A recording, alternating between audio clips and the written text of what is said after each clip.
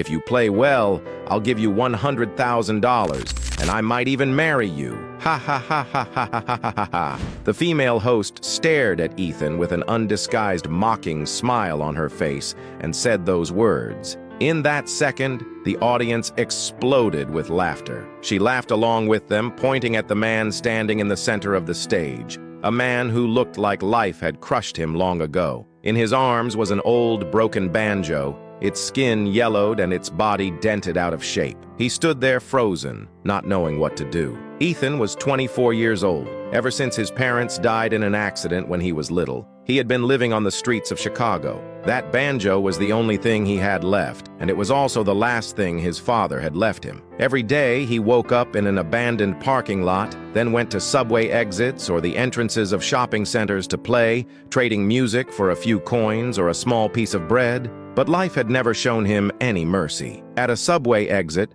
a woman passed by him and immediately pulled her child to the other side, as if she were avoiding something filthy. A police officer walked over, nudged his banjo case aside with the tip of his shoe, and coldly told him not to block the way. In front of a shopping center, the manager came out, called over a cleaner, and said right in front of him, "Clean this area up. He's affecting the customer's mood." Ethan simply bent down in silence, picked up his banjo, said nothing, and turned away.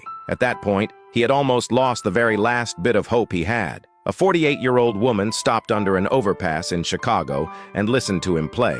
Her name was Grace. She stood there quietly and listened for about 5 minutes. When he finished playing, she walked up to him, praised him, and handed him a black envelope. It was an invitation to take part in the biggest talent competition in the country. Ethan could hardly believe it, but he still carefully slipped the envelope into his torn canvas bag. That night, he showed the envelope to his only friend, Amy. Amy was a woman who sold flowers at an intersection, and Ethan had always seen her as his street sister. The moment Amy saw the invitation, her eyes widened. It was an invitation to Chicago Rising Stage. "You have to go, Ethan. What you have, those people have never seen before." The next day, Ethan went to the address on the envelope. He stood on a sidewalk in downtown Chicago, looking up at the huge building, barely able to believe that he was really standing there. When he reached the front desk, the receptionist looked him up and down with contempt and immediately called security. But just then, the show's owner, Logan, happened to be passing through the lobby. He told the guards to stop,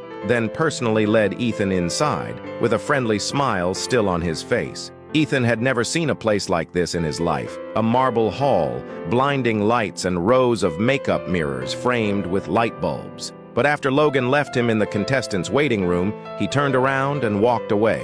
And that was where the real nightmare began. The other contestants slowly gathered around him. At the front was Blake, a singer arrogant to the core, dressed in a white performance suit and shiny dress shoe. They started mocking Ethan's clothes, mocking the smell on him, and mocking his old broken banjo too. Blake even took a photo of him and posted it on social media with a cruel caption, "The most special contestant of the year." At last, the day of the live broadcast arrived. The theater was packed, the cameras were already rolling, and millions of people were watching in front of their TVs. They called Ethan onto the stage. As the curtain slowly opened, he stepped out one step at a time, clutching his banjo tightly. The host looked him up and down at his faded shirt, his work pants worn through at the knees, the old sneakers coming apart at the soles, and that battered, misshapen banjo. Then she raised the microphone, let out a small, cold laugh, and said to the audience, "If you play well,